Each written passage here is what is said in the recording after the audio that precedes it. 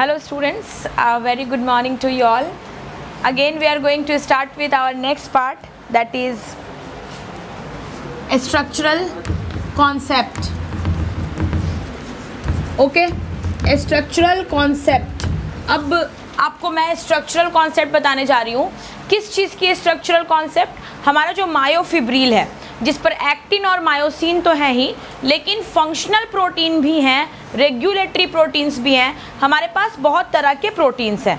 Suppose कीजिए यहाँ पे मैं आपको बता दूँ, हमने पढ़ा था एक सार्कोमियर के बारे में. We have discussed about one sarcomere. तो मैंने आपको पढ़ाया था कि सार्कोमियर पर थिन फिलामेंट होती है जिसको हम एक्टिन कहते हैं. ओके, और इसके बीच में थिक फिलामेंट्स होती हैं, ठीक है, जिसको हम मायोसिन कहते हैं. तो देखिए, एक्टिन और मायोसिन इस दोनों के अंदर जब एक्शन होगा, जब हमारे एक्टिन और मायोसिन दोनों अपना अपना पोटेंशियल लगाएंगे, दोनों अपनी अपनी पावर लगाएंगे, तभी हमारा मसल कॉन्ट्रैक्ट करेगा. तो सपोज कीजिए हम अगर स्ट्रक्चरल कॉन्सेप्ट में बात करें तो हमें एक मसल को कॉन्ट्रैक्ट करना है, एक मसल के अंदर कॉन्ट्रैक्शन लानी है.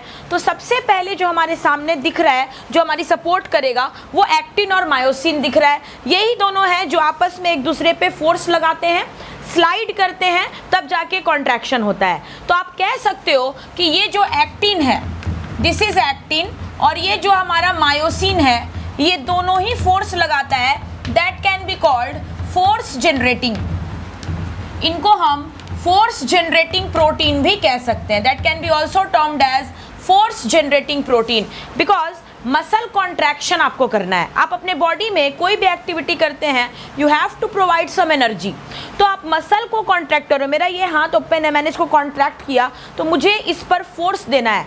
तो इसके लिए जो मेन स्लाइड करता है एक दूसरे पर, वो एक्टिन और मायोसिन है. ओके, दूसरी चीज़ मैं आपको बता दूं कि एक्टिन और मायोसिन के साथ भी कुछ प्रोटीन्स अटैच होती हैं.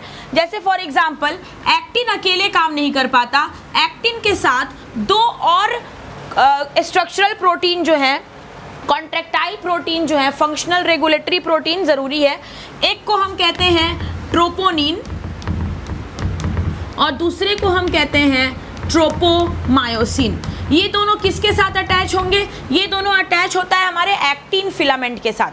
तो एक्टिन के साथ ये दोनों हैं, तभी एक्टिन जो है वो वर्क कर पा रही है. तो एक्टिन को जो वर्क करने की रिस्पॉन्सिबिलिटी जिसके पास है, जो एक्टिन से काम ले सकता है या एक्टिन को रोक सकता है, यही दोनों वो प्रोटीन्स हैं. इसीलिए हम इनको कहते हैं रेगुलेटरी प्रोटीन्स. ये रेगुलेटरी प्रोटीन्स कहलाते हैं. ठीक है, क्यों कहलाते हैं रेगुलेटरी प्रोटीन्स? क्योंकि यहाँ पर ट्रोपोनिन और ट्रोपोमायोसिन के ऑर्डर पर ही कौन काम करेगा? एक्टिन काम करेगा. ठीक है, ओके. लेकिन एक और चीज़ आप देखो, आपका जो मसल है वो दोनों जेड लाइन पे बेस है. मैंने आपको पढ़ाया कि दोनों किनारे पे जेड लाइन होती है, जिसको हम और आप कहते हैं सार्कोमियर. क्या कहते हैं? सार्कोमियर. तो जब भी आप अपने मसल में कॉन्ट्रैक्शन करेंगे या मसल में रिलैक्सेशन करेंगे, तो साइज किसकी चेंज हो रही है? सार्कोमियर की. जैसे फॉर एग्जांपल, आपके मसल कॉन्ट्रैक्शन में एक्टिन मायोसिन के नज़दीक आएगा. ये जो एक्टिन है, ये क्लोज आते हैं. तो एक्टिन के क्लोज आने से सार्कोमियर की साइज क्या हो जाएगी? डिक्रीज हो जाएगी, छोटी हो जाएगी. तो सार्कोमियर छोटा हो जा रहा है एक्टिन के नज़दीक आने से. इसका मतलब कि सार्कोमियर के स्ट्रक्चर में चेंज हो रहा है. सार्कोमियर का छोटा होना, मसल का कॉन्ट्रैक्शन. सार्कोमियर का बड़ा होना, मसल का रिलैक्सेशन. तो हम क्या देख रहे हैं कि कॉन्ट्रैक्शन और रिलैक्सेशन में जो मेन जिस स्ट्रक्चर पे चेंज हो रहा है, वो कौन है? वो है हमारा सार्कोमियर. तो सार्कोमियर की जो जेड लाइन है, सार्कोमियर पे चेंज करवाने में रिस्पॉन्सिबल कौन है? Z line. जेड लाइन अगर नज़दीक आएगी तो सार्कोमियर जो है वो छोटा हो जाएगा. इसका मतलब मसल का जो स्ट्रक्चर है वो छोटा और बड़ा हो रहा है बिकॉज ऑफ जेड लाइन. तो जेड लाइन जो कि हमें क्या शो कर रहा है? सार्कोमियर. इस पर प्रेजेंट होती है actinin protein. It is having actin in protein. ये लाइन आखिर है किस चीज़ की? तो ये लाइन जो है ये एक प्रोटीन की है, एक्टिनिन प्रोटीन की है। तो इस प्रोटीन के मदद से हम क्या करते हैं, सार्कोमियर की साइज को छोटा बड़ा कर पाते हैं। तो एक्टिनिन जो है वो स्ट्रक्चर को चेंज कर रहा है, that is why we can called it structural protein. इसलिए हम इसको क्या कह सकते हैं, स्ट्रक्चरल प्रोटीन भी कह सकते हैं। ओके, तो यहाँ पे मैं इस चीज़ को यहाँ डाल देती हूँ। सपोज कीजिए ये आपका जेड लाइन है, तो मैंने बोला इस पर कि ये एक्टिनिन प्रोटीन इस पर प्रेजेंट होती है, ठीक है। तो जेड लाइन पर एक्टिनिन प्रोटीन है जिसको हम और आप क्या कहते हैं, स्ट्रक्चरल प्रोटीन, जिससे इसका स्ट्रक्चर क्या होगा, चेंज हो जाएगा। तो देखिए आपको अभी तक मैंने 3 तरह का कॉन्सेप्ट दे दिया। पहला, जो फोर्स लगाएगा एक दूसरे पे ताकि कॉन्ट्रैक्शन हो, that is actin and myosin. जो एक्टिन और मायोसिन के काम को रेगुलेट करेगा, that is troponin and tropomyosin. तीसरा, जिसके वजह से मसल की स्ट्रक्चर चेंज हो जाती है, that can be termed as structural protein present on the Z line which can change the position of sarcomere, that is known as actinin। तो actinin के बारे में बहुत ज़्यादा डिटेल आपको नहीं पढ़ना है, लेकिन मेरा ये मकसद था कि जेड लाइन जो है हमारा आखिर ये किस चीज़ का बना है। तो it is also made up of actinin protein. तो चलिए शुरू करते हैं सबसे पहले फोर्स जनरेटिंग प्रोटीन की पढ़ाई कि एग्जैक्टली एक्टिन और मायोसिन होते कैसे हैं, ये दिखते कैसे हैं, इनका स्ट्रक्चर क्या है एंड ऑल दैट। तो चलिए आज जो हम शुरू करने वाले हैं, ये तो हमारा कल का ही कॉन्सेप्ट है, मैंने थोड़ा सा बेसिक दिया है आपको। तो आज जो हम स्टार्ट करेंगे that will be our force generating protein number 1। Okay, तो पहला आज हम शुरू करेंगे फोर्स जनरेटिंग प्रोटीन। चलिए सबको यहाँ ध्यान दीजिए, फोर्स जनरेटिंग प्रोटीन में सबसे पहले आपको क्या पढ़ाया जाएगा, एक्टिन के बारे में। चलिए सुनिए मेरी बात, एक्टिन प्रोटीन क्या होती है, ठीक है, हाउ एक्टिन प्रोटीन फॉर्म्स, ये सबसे बड़ी बात है। अभी तक आप बहुत ही आसानी से देख रहे थे कि एक्टिन में हम लोग हर बार एक थिन फिलामेंट बना दे रहे थे, एक थिन ट्यूब लाइक स्ट्रक्चर बना दे रहे थे, लेकिन ये इसी तरह का होता है, पर इसकी कहानी है, इसमें बहुत कुछ है जो आपको जानना है।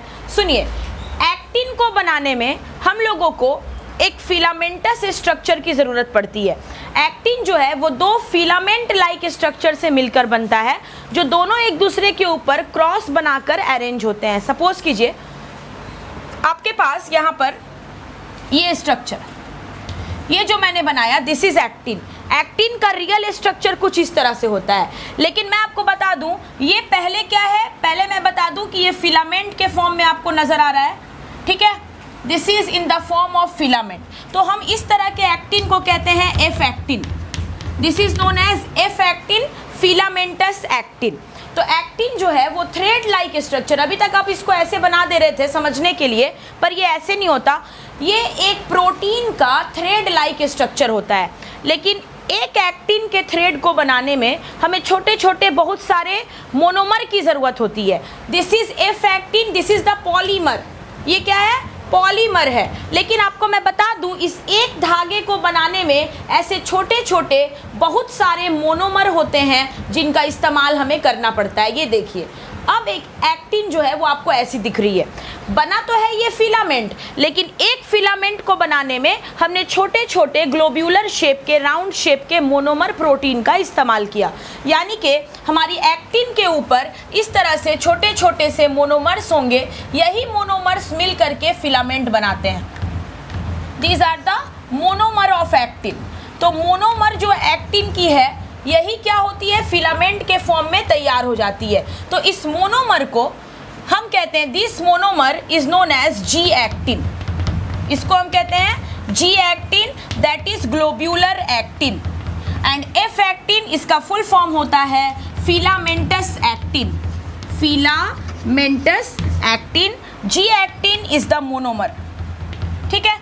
तो आपसे सवाल होगा कि व्हाट इज एक्टिन प्रोटीन, तो आप 2 बात बताएंगे। पहली बात आप बताएंगे कि actin protein is a double filamentous protein.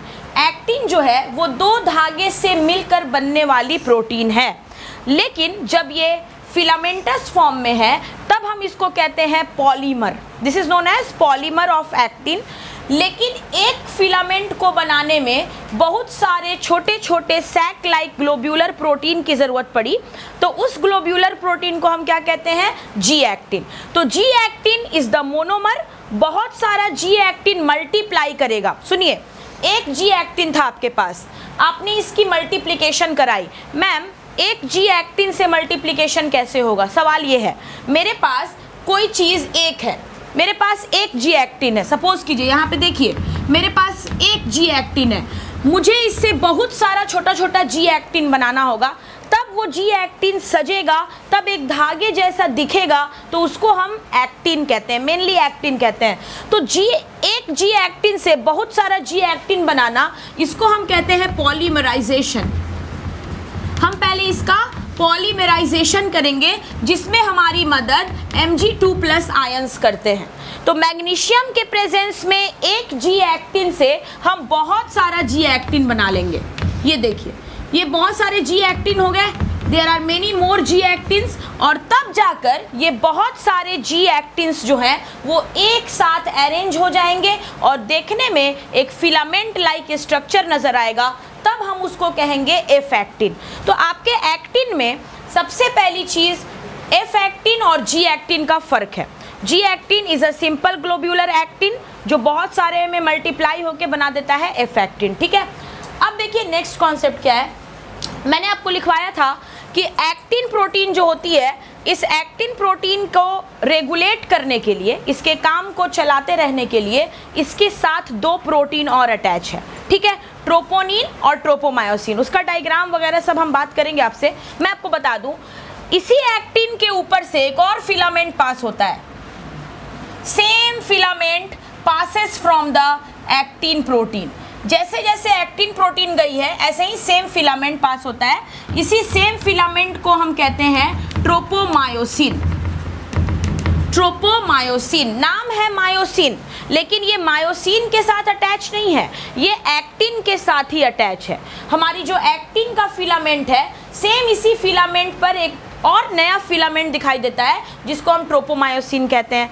अब बच गया एक और ट्रोपोनिन, वो कहाँ पर प्रेजेंट है? तो ट्रोपोनिन जो होता है ना, आपको मैं बता दूं, ट्रोपोनिन प्रोटीन जो हमारी होती है वो बीच बीच में ट्रिपल के फॉर्म में प्रेजेंट होती है। ये देखिए, कहीं कहीं पर थोड़ा थोड़ा गैप पर ये तीन ट्रिपल से मिलकर बनती है। ये तीनों ट्रिपल जो है ना, इसी को हम कहते हैं troponin. This is known as troponin. तो बात यह है कि एक्टिन को काम करना है, लेकिन एक्टिन को काम करने में ट्रोपोमायोसिन और ट्रोपोनिन की मदद लेनी पड़ेगी। ओके, डन है। अब ट्रोपोमायोसिन तो एक्टिन के साथ साथ है, लेकिन जो हमारा ट्रोपोनिन है वो क्या है? इस पे ट्रिपलेट के फॉर्म में प्रेजेंट है। ठीक है, तो हम ये देखेंगे कि ट्रोपोनिन में ये जो ट्रिपलेट है, इसका नाम क्या है? What is the name of this triplet? हम इस ट्रिपलेट को क्या कहते हैं? TPI, TPT and TPC।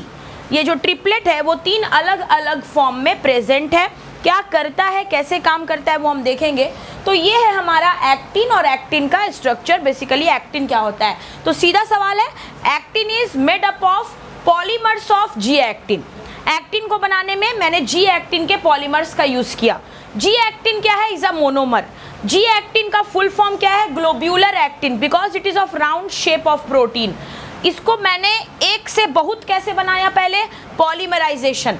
Polymerisation में मदद किसने की? मैग्नीशियम ने, और हमने बहुत सारा बना लिया। सपोज कीजिए एक धागे में आपने मोती पिरोई है, जैसे एक पतला सा धागा है, उसमें गोल गोल सी मोती है, तो हमें धागा नहीं दिखता, हमें उसकी मोतियां दिखती हैं। This is the concept.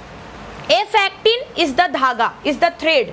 उस पे जी एक्टिन गोल गोल गोल गोल सजी हुई है, तो क्या आपको उस पूरे पे मोती लगाने के बाद धागा नजर आएगा? नहीं आएगा, धागा छुप जाएगा। तो धागा is F actin and the beads, मोती जो होती है वो है आपकी जी एक्टिन। तो पूरे मोती को मैंने ऐसे एस शेप में सजा दिया।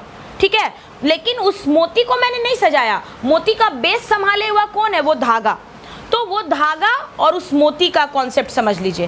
धागा इज एफ एक्टिन, उसमें मोतिया जैसी ग्लोब्यूलर प्रोटीन आपने सजाई हुई है, दैट इज जी एक्टिन। तो आपको धागा नजर नहीं आता, आपको वो गोल गोल ग्लोब्यूलर प्रोटीन नजर आती है, और उसी धागे को आपने क्या किया, एस शेप में रख दिया, तो मोतियां ऑटोमेटिक आपको क्रॉस नजर आने लगी। This is the concept. तो इसी को हम कहते हैं एक्टिन, जिसमें फिलामेंटस और ग्लोब्यूलर प्रोटीन मिलकर के काम करते हैं हमारे, ठीक है। तो this is the concept of actin. Actin के बाद हम अगला कॉन्सेप्ट देखने वाले हैं मायोसिन, की मायोसिन कैसे बनती है। ओके स्टूडेंट्स, तो वो था हमारा एक्टिन प्रोटीन। अब हम थोड़ी सी बात कर लेते हैं मायोसिन के बारे में। ये देखिए, अब हम स्टार्ट करने वाले हैं हमारा मायोसिन। सबसे पहले मैं आपको बता दूं कि मायोसिन के बारे में एक बात याद रखिए कि मायोसिन जो है ये पॉलीपेप्टाइड प्रोटीन है। It is a polypeptide of meromyosin. Meromyosin एक प्रोटीन आती है मेरोमायोसिन, उसी का चेन है आपका मायोसिन प्रोटीन। सवाल यह है कि व्हाट इज दैट मीन, इसका मतलब क्या है। तो बताया गया कि पॉलीपेप्टाइड ऑफ मेरोमायोसिन, इसमें 6 चेन इन्वॉल्व होंगे। 6 पॉलीपेप्टाइड चेन मिल करके एक मायोसिन प्रोटीन बनाते हैं। अब वो 6 पॉलीपेप्टाइड मॉलिक्यूल्स कहाँ हैं, 6 पॉलीपेप्टाइड चेन्स कहाँ हैं, वो देखिए। ये देखिए, सबसे पहले मैं आपको बता दूं कि मायोसिन जो है उसकी जो स्ट्रक्चर होती है,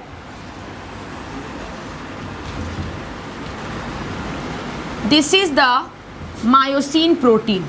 ये देखिए, हमारा ये जो मायोसिन प्रोटीन है ये कुछ इस तरह से दिखता है। इसमें क्या होता है, ये जो आप ऊपर का स्ट्रक्चर देख रहे हैं, इसको हम बोलते हैं HMM। HMM का फुल फॉर्म होता है हेवी मेरोमायोसिन, ठीक है।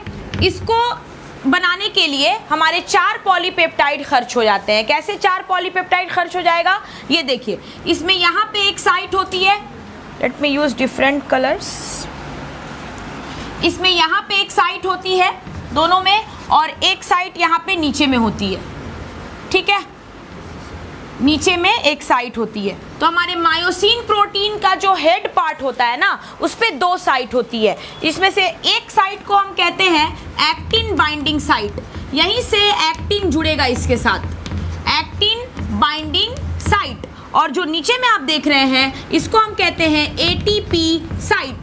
ये चूंकि आपको मैंने पहले ही बोला था कि फोर्स जनरेटिंग है, तो फोर्स के लिए एनर्जी चाहिए, तो एनर्जी जहां पर मायोसिन को बाइंड करेगी वो ये जगह है, और जहां पर मायोसिन के साथ एक्टिन बाइंड करेगा वो ये जगह है। तो एक्टिन और मायोसिन इस तरह से एक दूसरे के साथ अरेंज होते हैं।